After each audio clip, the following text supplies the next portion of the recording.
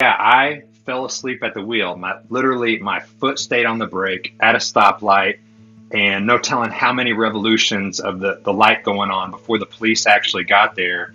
Oh Pulled man. me out of my vehicle, and I had half a key of coke on me. I had a gun on me. Yeah. It was just the fact that my foot stayed on the brake was just a miracle.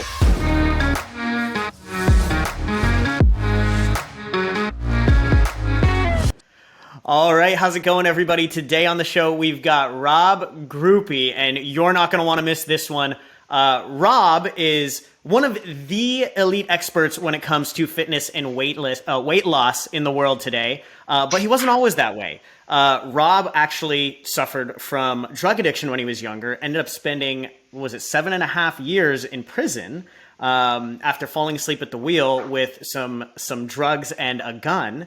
And then after that, got back into the world of fitness, built his own brand as a trainer, bought his own gym. He ended up having one of the largest fitness gyms, CrossFit gyms, in America at 16,000 feet, helping hundreds of people lose weight every single month. And today he's helped thousands of people lose weight, even in weird times like this, online all over the world. Rob, welcome to the show. Appreciate you having me on, Zander.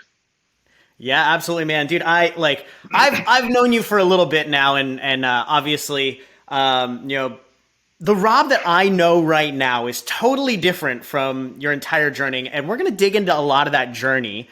But before we really get into that, I always on this podcast have to ask a couple of quick questions. Number one, what do you define as success in your life? For me, it's definitely much more about knowledge and experiences than it is any kind of material thing.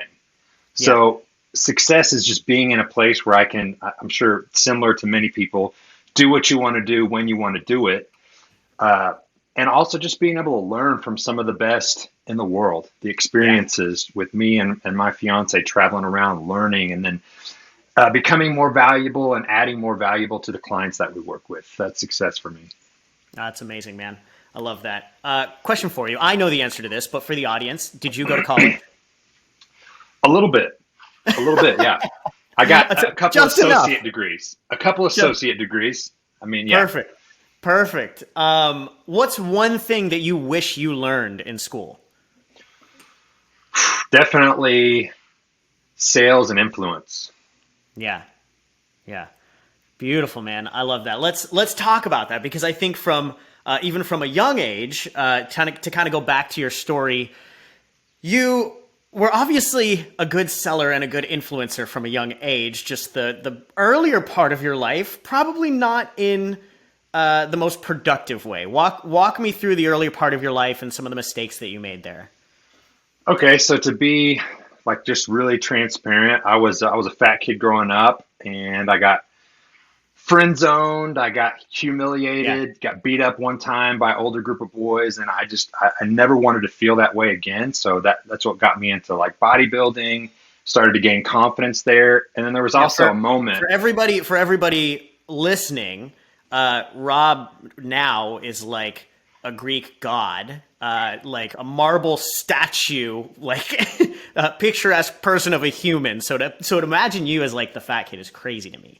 But sorry, continue. Yeah, so around the same time, I had an older friend of mine, and we smoked weed here and there. And I remember we went over to get some weed from this guy, and he had a bag that had a bunch of little bags individually wrapped in there. And in that moment, there was just like a shift in my mind that I saw that as a way to get certainty, as a way to get power, as a way to Yeah. have influence. And it drew me into that world. And because of that, I was able to do a lot of the things that I wanted to do. I had a lot of So it was success. almost out of this desire to like almost out of a desire to be liked and be part of the community again that you actually got into it. Sure, just the feeling of powerlessness that I felt as that young fat kid that got humiliated. Yeah. The things that were anti that spoke to me. So Yeah. bodybuilding, drugs, those things that gave me power, and I didn't understand, subconsciously why I was attracted to them now, but it makes sense looking back and reflecting. Yeah. So obviously you get into this world of drugs, and eventually drug dealing as well as a way of influence and building power.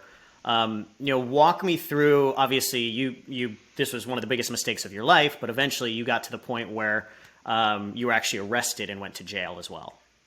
Yeah. So I like to say I had my stuff together. I treated it as a business, and I was doing well, making good money. I've always had it in me to like ascend Yeah. whatever I was doing. So I became a good drug dealer, if you will. I had Yeah. operations going on in Mexico. And so I had all this, I was making money, I had this power, but at the same time, I had this growing sense of anxiety knowing that I didn't have a backup plan. I Yeah. didn't have a backup plan. This was going to end, and it probably wasn't going to end well. You were smart enough to know that like this you'd seen enough movies. You knew that there was only one outcome for this. Right.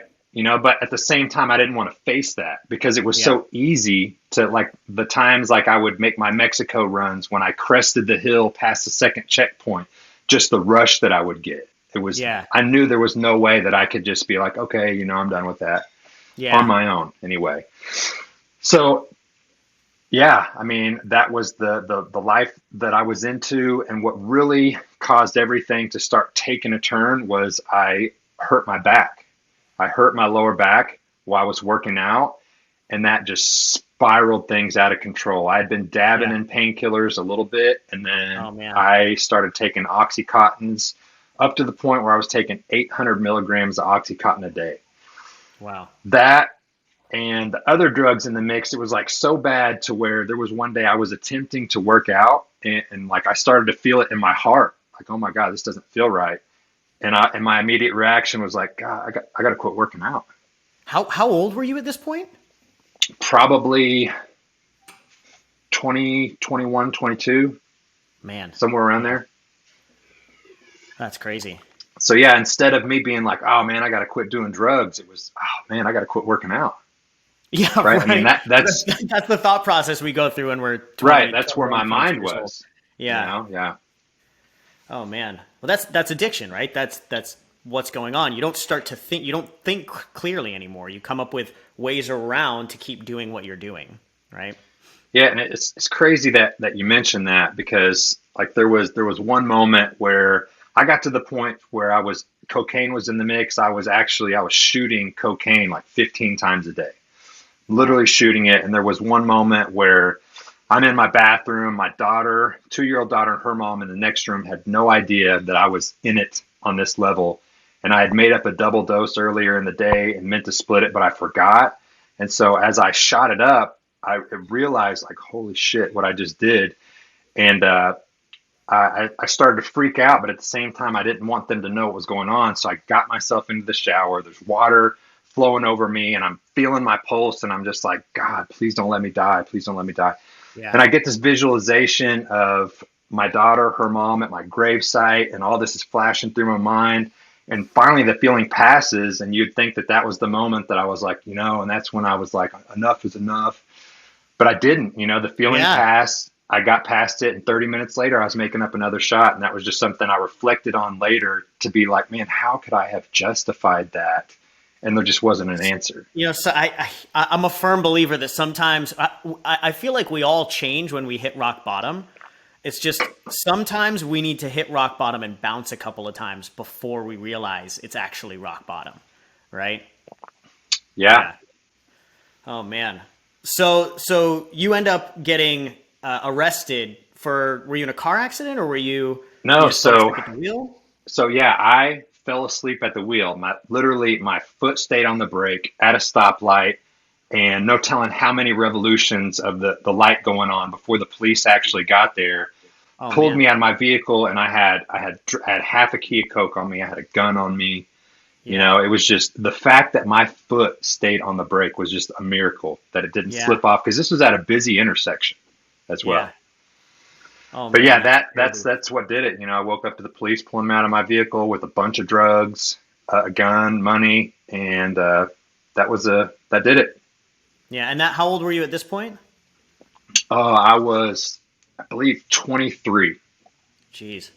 Yeah. So 23 years old, and you're now facing a prison sentence, right? So you end up getting I believe, a 20-year prison sentence, Yeah, right? But you're, so yeah, I had an attorney that was like, man, this is your first offense. Not going to be a big deal. We're going to get you some probation, something like that. And then so I went in on sentencing day, expecting that, and it just didn't work that way. expecting it to be easy, expecting it to be a cakewalk. Yeah. Yeah, and the judge just like it, they didn't see it that way, and they gave me a 20-year prison sentence. And in that moment, that day, shit just got really real as they're Wow. cuffing me up, and my family's crying. I made a decision in that moment that I was going to change my life. I was going to help other people change their lives, and I wasn't going to let one day pass that I was going to look back on and think, why didn't I use this time more efficiently? Yeah, so that I want to dig into that for a second, because I think that moment is there's something about that moment that, like, when something like that, quote unquote, happens to you, right? We've all had a moment where something happens to you when you're just like God, universe, Mother Earth, whatever, like, how the hell did this happen to me, and why me? Right? And how we respond in that moment is, kind of dictates a large portion of the rest of our life. Right? Do you think it was just in you that you were like, you know what, I'm finding this and I'm turning it, and I'm going to commit the rest of my life to doing good? Because there's other people that would have taken that and would have played the victim card. They would have said this is unfair, this is the system's fault. They would have said all these other things. What like Well, made you go that way? I took it. There were a lot of things that happened, all at once, obviously. But one was it made me really upset. I was like, all right, I'm going to show all these motherfuckers, but Yeah. especially myself. This isn't going to define me. I'm going to come out on the other side of this stronger than ever. Not only that, but it was my fault. And I knew Yeah. it was my fault. You Even it though, started with you taking ownership over it. right, even though, like, was the sentence more harsh than it could have been? Like, sure. But at the same time, had I not been living that lifestyle, making those choices, and didn't get caught for so much stuff that I did, Yeah. you know, like I I had it coming. Yeah. I had it coming, and maybe if it had only been There a was no way year, you could say I didn't deserve this. no. Like Yeah. if I had only got a year, maybe if I only got 5 years, maybe I wouldn't have learned my lesson. Maybe I would have gotten out, done the same thing. I think Yeah. things happen the way that they're supposed to happen. Yeah. And I think that's a core belief that we've actually found. I've found with a lot of the most successful people. It's, whatever bad things come your direction, you find a way to basically, number one, take ownership and responsibility for it, and then number two, find a way to find some good in it somehow. Right? So you end up with a 20-year prison sentence. Now, I've never personally been to prison.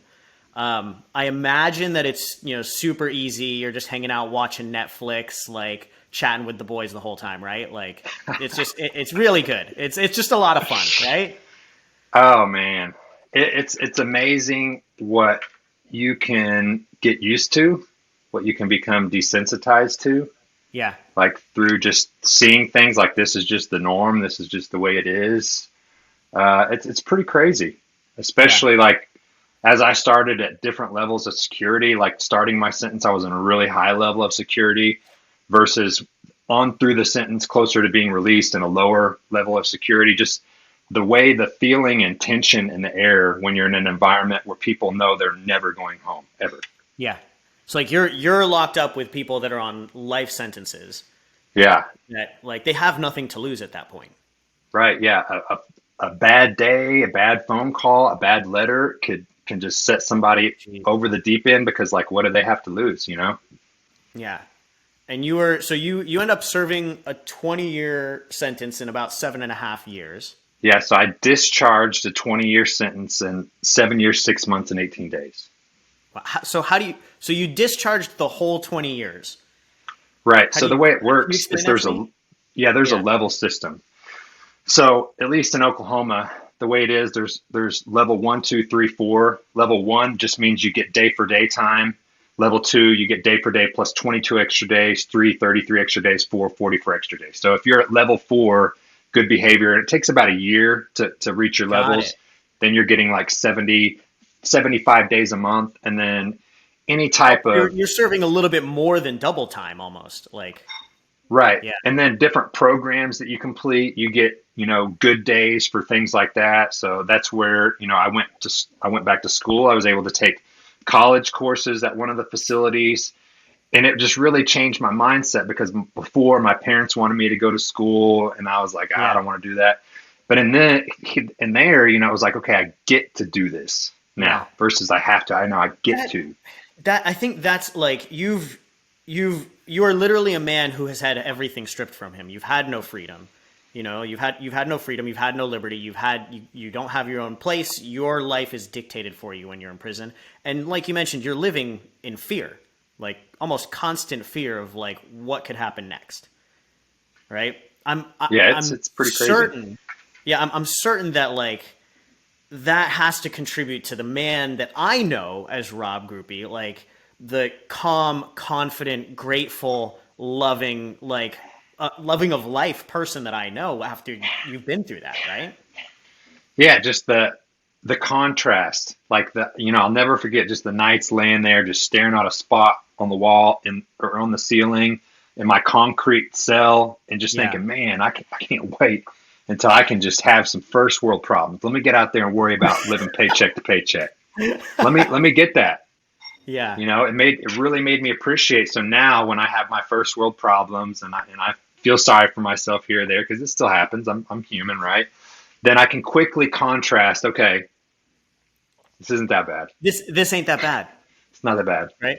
But I think that's so important because most of us don't have that perspective. Most of us have never lived in a third world. Most of us have never been to prison. Most of us has never like really felt in danger of our lives for an extended period of time like you have. Right? Unless you've been a soldier at war or something like that, right? Not a lot of us have that ability to contrast. And I think that's what kind of creates the first world problems and a lot of the first world like stress, anxiety, depression, even though you have everything that you could have ever wanted, right? Right. Yeah, that's crazy. So obviously you eventually get out of prison.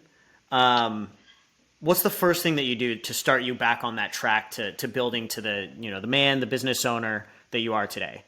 So right when I started off the sentence, I started asking like, why? Okay, like, why did this happen? Like, what led up to this? How can I not do that again? So you were focused on learning from this experience right from the beginning. Right from the beginning. I was like, there is not going to be one single day that goes by that I'm like, oh, I should have done this or that. Like I was going to make every day count. I made every day count. Yeah. Yeah. So just questioning what led up to this, why, and then what do I really want to do? What am I passionate about? Passionate about training, always have been. Passionate, like I knew I wanted to do something in training. I wanted to do something in, like counseling. I wanted to go one of those two routes, and I just knew. So I started just researching material, reading books. That was the mission. I knew I was going to focus on that when I got out. Yeah. And so as soon as you get out, like you've now had 7.5 years to marinate on this. As soon as you get out, I think you said you went straight back to the gym that you now, or not now, you just sold it a few months ago, but the gym that you owned, you went back to that gym to ask for a job, I think? Yeah. So it was interesting, like how it worked, because I learned several trades when I was in prison. I learned how to weld, operate heavy machinery, and I was very much like a white collar person before that experience. Yeah. And so I had the option when I got to the last leg of like this halfway house where I would be there to sleep at night and then work during the day. I had the choice of working as a welder or for a place called Big Truck Taco, like as a window person. Yeah. And the thought of doing that was terrifying because I had made myself unapproachable for so many years, just being in that environment of having to have the don't fuck with me face on. So just to get by in prison. Right. And so I would only just talk to just a few people. Other than that, I wouldn't talk to anybody. And so I knew like if I'm going to work with people, like I have to be able to talk to people. Yeah. And if I'm a welder, like I'm going to be, to myself. So I need to do this thing that is terrifying to me, be the window person for this taco truck. And so I did it just specifically. So talk to me about that. You purposefully choose the thing that scares you. I purposely chose the lower paying job because the thought of me doing it was terrifying. Yeah. Terrifying. And you knew that whatever terrified you was the thing that you needed to do. I knew it. Yep. That I needed to do the things that made me uncomfortable for me to grow into the person that I had to become to do the things that I wanted to do. Could you expand on that a little bit more? Because I think that's brilliant. I agree with you wholeheartedly, but I want to make sure that like everybody gets. You purposefully choose the thing that you hate or you're afraid Yeah. of. So it came to me like, okay, whenever something is like on my mind, and this is another thing from prison too, like so many things happened. Like one example, I had cheated on my daughter's mom while I was on drugs. She found out about it while I was locked up. I get a letter one day that's like, "Hey, I'm never going to talk to you again. I'm never going to bring Yeah. your daughter again." We're all cool now, but like in that moment, like I was crushed. It was Of my course. fault, but I was crushed. But I just had to take those feelings and I just had to stuff them way down because it's not like I could go cry to somebody about it, Yeah. So I had that, and then it just came to my mind like when I'm out, man, like I'm gonna do like if the stuff makes me uncomfortable, I'm just gonna do it, man. I haven't had the opportunity to do that before. Now I'm gonna get the opportunity to do that. I'm not gonna let it pass me by, especially when it comes to things that I know are gonna help me grow into the person that I want to become to do the things that I was meant to do. Because Yeah. this also goes back to thinking about like my why of, when I was on drugs, I was negatively influencing myself. I was negatively influencing other people, some of them no longer living. And so Yeah. I can't change that, but now I get to impact people's lives in a different way, positively moving forward. And it's like I have to do it. Yeah. It's not even an option for you anymore. It's Right. just a must. That's Yeah. amazing. Oh, beautiful. So you're working as a window checker, Yeah. I guess. So I'm doing that. And at the same time, I had just recertified for my personal training certification, went back to the gym that I had injured myself at previously and just went to the owner. I was like, "Hey, I'm a certified personal trainer, but I just got out of prison. I'm looking for somebody to give me an opportunity." Yeah. I just kept it real, and he said okay, and he started letting me shadow some of the trainers. And as I was shadowing, I was like, "Dude, I could do this." So Yeah. then I started training people, and then things just started to grow from there.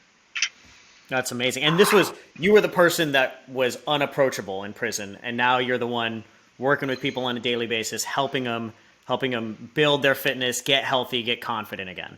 Yep. That's pretty crazy. So how long of doing that until you actually work up to the point where you can actually own a gym? So a blessing and a challenge for me is I'm an optimist. Like I like to see the opportunity. Like me and somebody else can listen to the same conversation. And I can be like, "Did you hear what they just said?" And they're like, "What?" I hear this opportunity in it. So You hear something deeper than what's actually being said. Yeah. right. So I ended up having several different failed partnerships where I'm like, I got this vision. You have that too? Oh my God, we should totally be partners. Don't worry about paperwork, Yeah. handshake's good enough. Right. Yep. So I really had some good learning lessons and two failed partnerships that I experienced, two lawsuits, and that led. I mean, anxiety and stress was so bad. Like there was a moment where I was like, man, maybe I just need to go work at McDonald's for a little while, get some money back, and then start over. Yeah. And that is when I started seeking out mentors and coaches. So, Yeah. and as soon as I broke the seal, go ahead. I was gonna say it's so funny even just watching you talk about this. Again, you're talking about like all this hardship that you've been through. You've been through prison. You've been through having to work as a window checker. Then a couple of failed partnerships and lawsuits. And as you're talking about it, you've got this big smile on your face. Right? It's just entertaining to me the way that you approach like all of these quote unquote bad things that have gone on in your life, but how they actually make you feel is like you're kind of lit up by them because you're like, I had to go through that crap to get to where I am now. Yeah, for sure. And that's where like having coaches and mentors, like Yeah. I didn't know what having a coach, what having a mentor could do Yeah. for you, So after I broke the seal on my first one and Bedros was my first like real true coach, Oh, And it nice. was really, That's a good first coach to have right there, man. well, there was just, I went through the limiting beliefs of myself. Like, I had this knowledge that I wanted to help people with, but I was like, who am I to help people? I'm a convicted felon. There's so many other people out there that are better than me. And so it was one of his videos, one of his YouTube videos that was like, there was people out there crying themselves to sleep at night because they don't know about the knowledge you could help them with, but you're not telling them because you're worried about what people are going to think about you, Yeah. you selfish bastard, Yeah. And so that just like hit me, and I was like, I got to work with this guy. So Yeah. I sought him out, and I flew to California. I ended up meeting with him and Craig, and it was just like a couple other people in the room. And at the end of this presentation, he was like, so Rob, you in? And I was the lay down for sure. I was like, yep, I don't even know what we're doing here. I don't know how I'm going to afford it, but I'm But of burning the course, boats. and I think that's where you and I are similar, right? Like we get a sense for something and we're just like, let's go. Like Yep, I don't like, need I'm the doing it. details. I know what's going to come from this, and I'm going to make sure that it's going to be great either way, right? Yeah, so that really broke open for me, and this is something I tell people all the time. Like, one of the first assignments he gave me to do and read was to read the book The Big Leap. Yeah. And this is somebody I just invested a bunch of money with, and he's like, you should read this book. And I asked people like, hey, You should go spend $14.97 to buy this book on Amazon. right, if someone just random person tells you like, hey, you should read this book, you're like, oh, okay, cool, and then you pocket it or whatever. But if somebody you just invested a substantial amount of money is like, hey, you should read this book, do you think you're going to read it? Yeah. Think you're going to take it seriously? 100%. Think that book becomes more valuable to you? Hell yeah. So that book, because of the investment I made, that book changed my life. You actually implement, right? Exactly. It goes beyond just being knowledge for you, and it becomes like a deep knowing because you implement everything in the book. Yeah. So that changed the game for me on what was possible, my beliefs of what was possible. And so that led to me investing in tons of coaches. I've spent over $500,000 investing in coaches, mentors, and I love it. I mean, it's the best thing that I could have done. And I think everybody should have a coach and mentor in their life. Oh, that's amazing, man. I love that. Well, since we're on the topic of coaches and mentors, if you were to say for you, coaches and mentorship in your life, what's been maybe the top 3 things that coaches and mentorship has really helped you with? Helping change my beliefs about what was possible, for one, and then also like beliefs that I had about money. Yeah. That was a huge one. And that was something that, I was really happy to get into the online space, because for some reason, when I was in the brick and mortar, I had it in my mind like that I had to be poor. It's kind of like I had to be poor, or else, it was like I was taking from my clients. And it was just a really weird mindset. And I didn't realize that it was going on until I didn't have that anymore.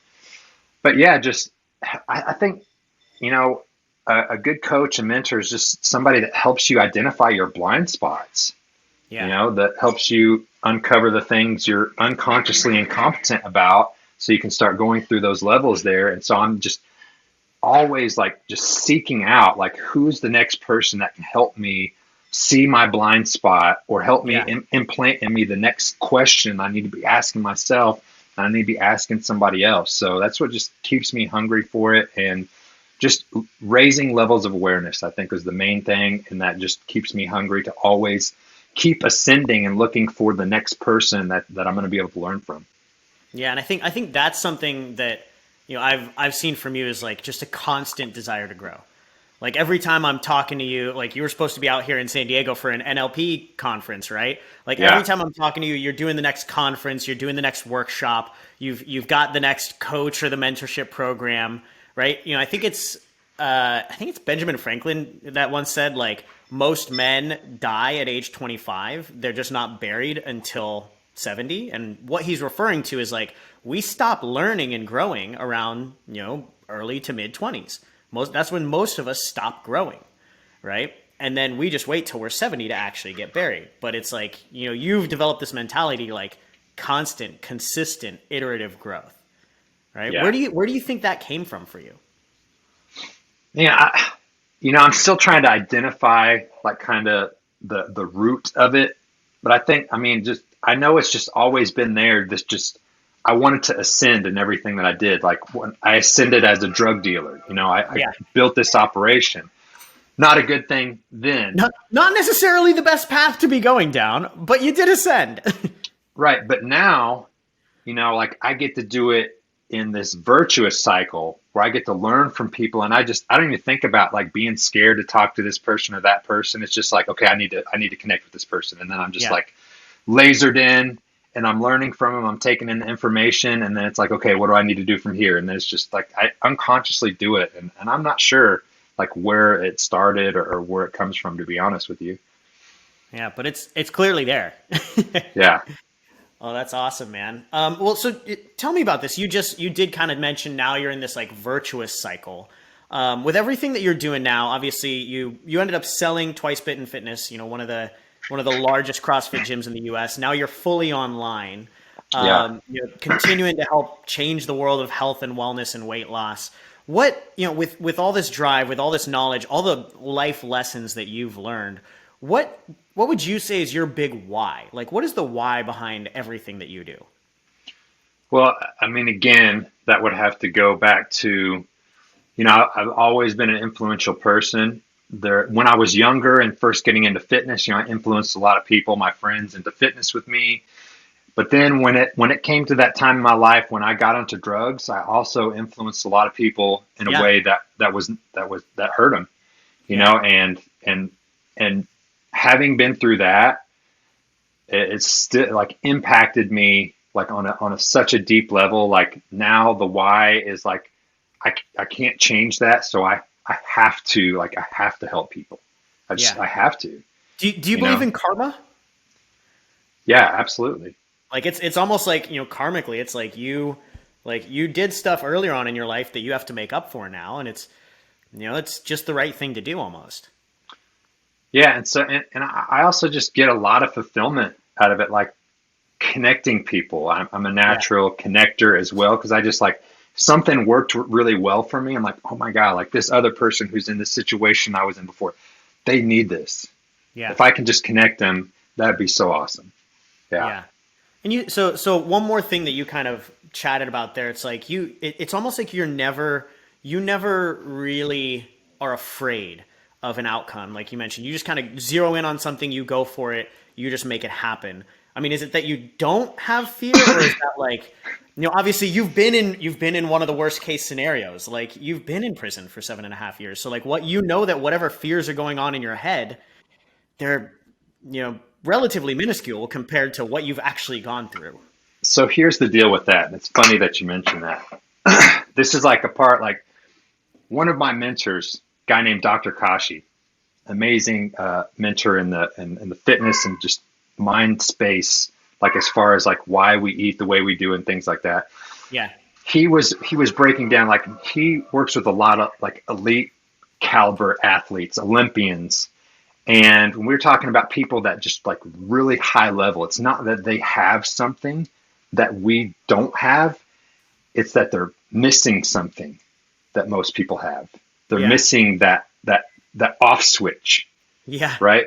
So this has played out for me like from a time when I had my first surgery on my hand in Mexico. Like I just get this tunnel vision of the thing that I'm going to do, and I don't think about the consequences.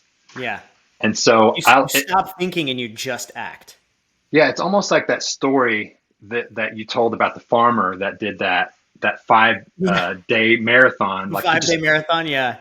right. It's like you just didn't know that you weren't supposed to be able to do that. And so Yep. I'll do things like for instance in prison where like I thought I was going to be getting into it, just me and this one guy. And I'm like, okay, like I'm just focused on this guy, not knowing that all these people would have jumped me if that happened. But Yep. he's thinking this guy knows that all these people are fixing to jump him and he just doesn't care.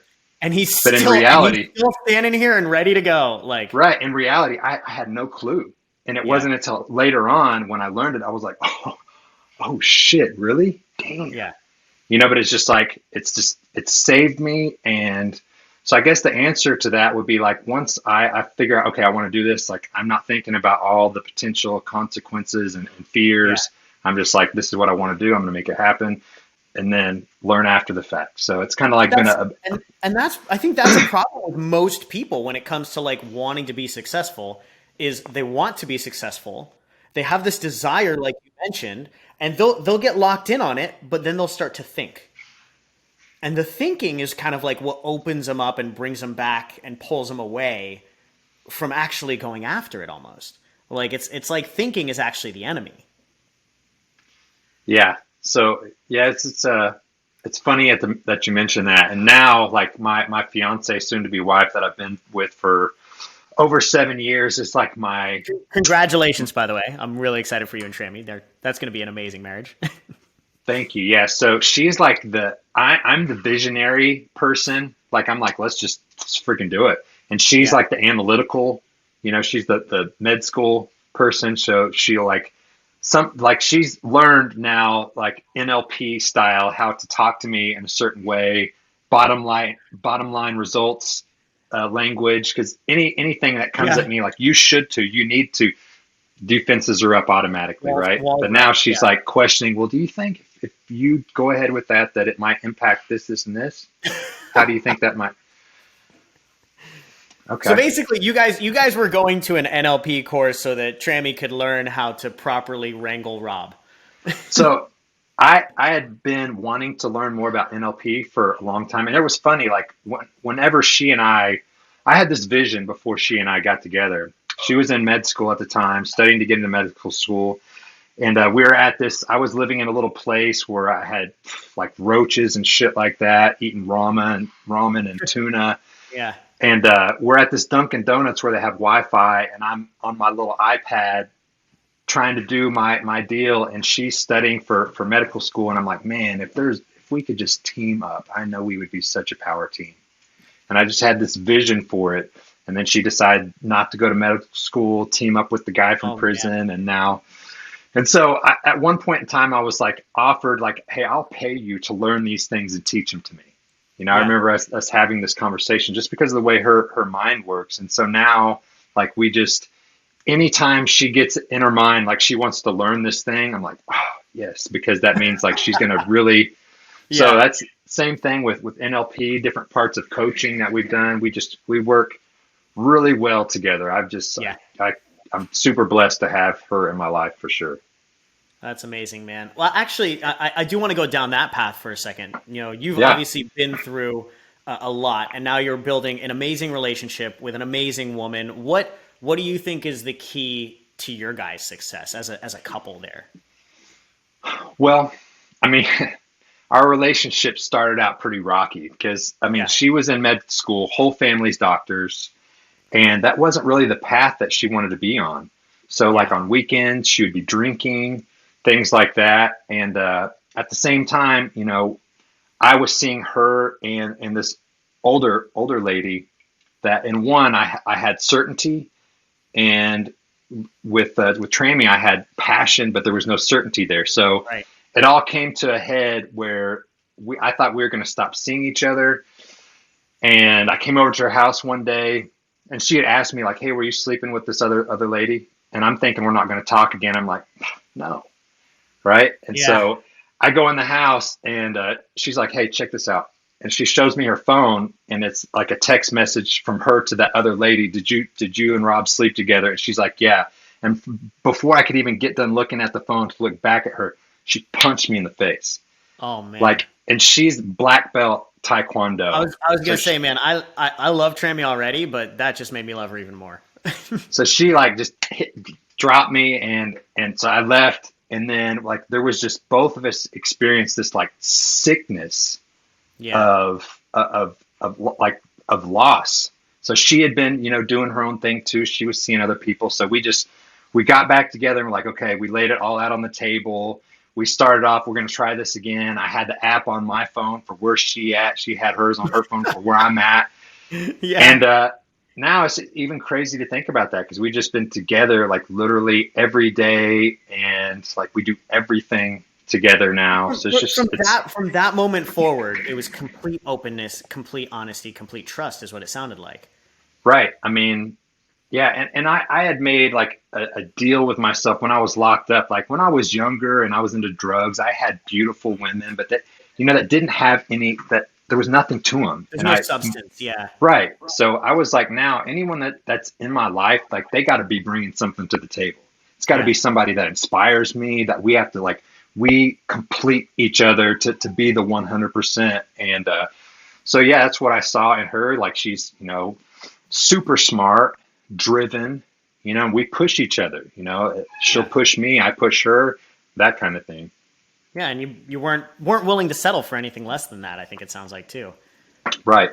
That's Definitely. that's awesome, man. Dude, I feel like we could probably just keep talking for hours, but I don't want to take up too much of your time. I have a handful of closing questions for you, if you don't mind. Yeah, for sure. First one I always got to ask is, what's to you, obviously someone who has gone from literally, no money, no freedom in prison to, now having 7-figure businesses, having one of the biggest gyms in America. What's one thing for you that's more important than money, and why? Definitely the knowledge and experience. Yeah. Knowledge and experience, just being around people, learning from people. It's like I won't go on a regular like vacation, or at least I don't want to go on a regular vacation. Everything has to be like either tied to some type of training or event, so I can Yeah. come back feeling like I grew from Like you becoming more expanded valuable. somehow. Yeah. Exactly. Yeah. So that, I mean, we actually have this. We just ordered this map, this massive map that we're going to try to go all these different places, but they're all going to be specific to attending some type of training there. So That's now super just cool. to be able to travel around the world, meet with the top people in mindset, influence, fitness. I mean, just anything and everything to help us grow into the people that we want to be. And we definitely value those experiences over money for sure. That's amazing, man. I love that. Number 2, what's your most recommended book from this last year? From this last year.